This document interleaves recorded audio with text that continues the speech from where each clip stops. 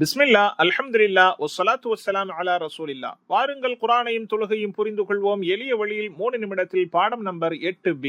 இதில் நாம் அரபி இலக்கணம் மற்றும் 26 அரபி உரையாடல் வாக்கியங்கள் படிப்போம். டிபியை மறந்து விடாதீர்கள். அது கேளுங்கள், பாருங்கள், சிந்தியுங்கள், கூறுங்கள், காட்டுங்கள், விரும்புங்கள், சேர்ந்து செய்யுங்கள். தீன் என்றால் மார்க்கம், அதாவது வாழ்க்கை நெறிமுறை. பொருள் சொல்லுங்கள் டிபிஐ உடன்.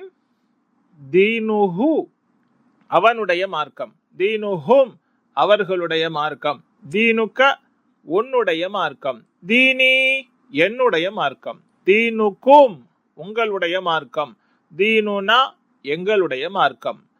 இப்போது நாம் ஒரு புது வார்த்தை எடுப்போம். மா. மா என்றால் இல்லை, இது ஒரு பொருள். இன்னொரு பொருள் என்ன?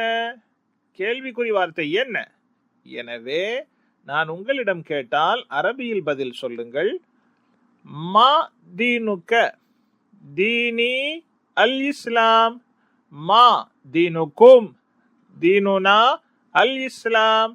மா தீனுஹு, தீனுஹு அல் இஸ்லாம். மா தீனுஹும், தீனுஹும் அல் இஸ்லாம்.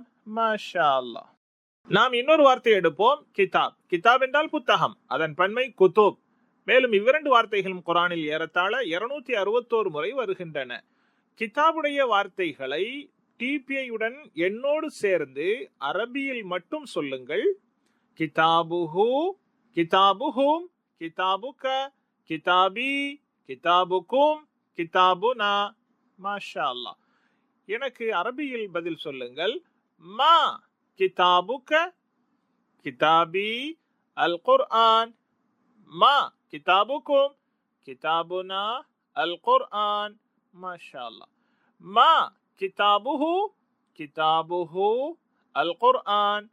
மா கிதாபுஹும், கிதாபுஹும் அல் குர்ஆன். மாஷா அல்லாஹ். இன்னொரு வார்த்தை எடுப்போம். ரசூல், அதாவது தூதுவர். மேலும் அதன் பன்மை ருசுல்.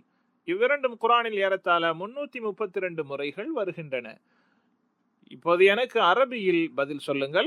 மன் ரசூலுக, ரசூலி முஹம்மத் ஸல்லல்லாஹு அலைஹி வஸல்லம். மன் ரசூலுக்கும், ரசூலுனா முஹம்மத் ஸல்லல்லாஹு அலைஹி வஸல்லம். மன் ரசூலுஹு, ரசூலுஹு முஹம்மத் ஸல்லல்லாஹு அலைஹி வஸல்லம். மன் ரசூலுஹும், ரசூலுஹும் முஹம்மத் ஸல்லல்லாஹு அலைஹி வஸல்லம். இதே மாதிரி நான் கேட்டால் உங்கள் பெயர் என்ன? மா இஸ்முக, இஸ்மி உதாரணமாக அப்துல்லா. மா இஸ்முஹு, இஸ்முஹு அப்துர் ரஹ்மான். மற்றவைகளை போல. இப்பாடம் நிறைவு பெற்றது. ஜஸாக்குமுல்லாஹு கைர். வஸ்ஸலாமு அலைக்கும் வரஹ்மத்துல்லாஹி வபரகாத்துஹு.